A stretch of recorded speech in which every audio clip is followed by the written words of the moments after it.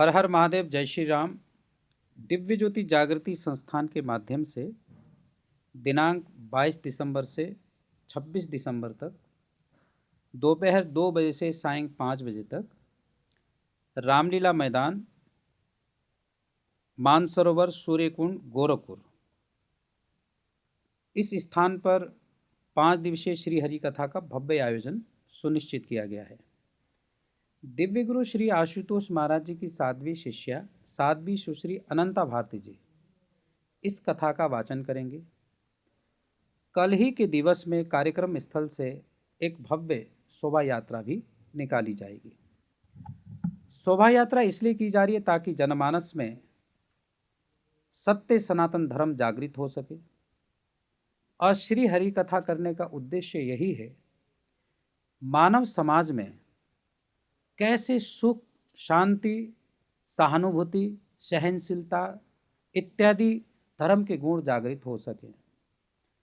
आज मनुष्य विभिन्न प्रकार से दुखी है, परेशान है, मानसिक पीड़ाओं में गुजर रहा है, शारीरिक पीड़ाओं में गुजर रहा है। साध्वी जी प्रत्येक दिन आयुर्वेद को लेकर के या फिर जनमानस में जो आज समस्याएं हैं, जैसे नशे की समस्या है, पर्यावरण की समस्या है, या जो भारतीय सनातन संस्कृति पर आधारित शिक्षा ना मिलना एक बहुत बड़ी समस्या है, उन सभी विषयों को रोज वो एक मुद्दे के तौर पर कथा के माध्यम द्वारा उठाएंगी।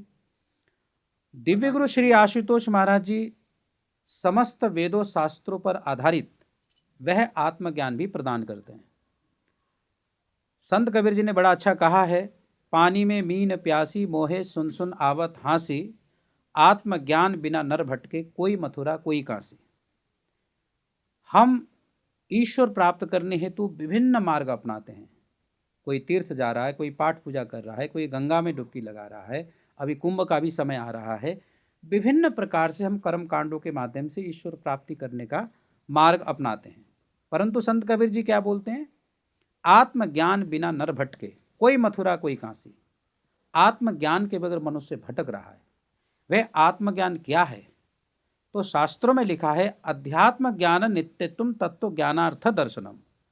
अध्यात्म ज्ञान क्या है? वो सत्य है, सनातन है, नित्य है, जो कभी नहीं बदलता और बिल्कुल प्रैक्टिकल मेटाफिजिक्स पर आधारित है, बिल्कुल साइंस पर आधारित है। जो भगवान कहते हैं तत्व दर्शनम, भगवान का तत्व रूप का दर्शन होता है। गुरु की कृपा से मानव दिव्य नेत्र के माध्यम से उस ईश्वर का दर्शन कर सकता है। इसी संदेश को लेकर के कथा व्यास जी गोरखपुर की पावन धरती पर उपस्थित हो रही हैं और इसका संदेश पूरे गोरखपुर वासियों को है और हम गोरखपुर वासियों को आह्वान करते हैं इस कॉन्फ्रेंस के माध्यम से कि आप सभी इस कथा में आएं, आध्यात्मिक लाभ उठाएं। कल से शुरू होने वाली ये कथा कितने दिनों तक चलेगी? ये कल से प्रारंभ होगी, 5 दिनों तक चलेगी और उसके बाद कथा को समापन किया जाएगा। कथा का 2 बजे से लेकर के 5 बजे तक का। क्योंकि शहर के तमाम लोग उस रामलीला मैदान में आएंगे, कुछ खास अपील जो तमाम श्रद्धालु आपको सुनने आएंगे वहाँ पे?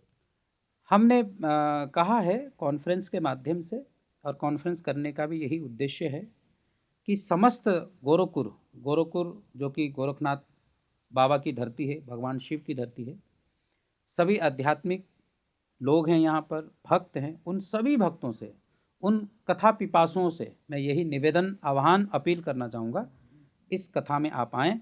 दिव्य गुरु की साध्वी शिष्या अनंता भारती जी बहुत सुंदर कथा बाँचती हैं, वो आएंगी और आपको कथा रसपान करवाएंगी। तो आप आएँ और कथा को श्रवण करें। कथा से जीवन उद्धार होता है, परिवर्तित होता है। मनुष्य जीवन को सुधारना है, मनुष्य जीवन को सशक्त शक्तिमान बनाना है तो सत्संग से अवश्य मनुष्य को जुड़ना चाहिए, क्योंकि मनुष्य आज संस्कारों से विहीन होता हुआ नजर आता है। संस्कार जागृत कैसे होंगे? वो सत्संग से जागृत होंगे।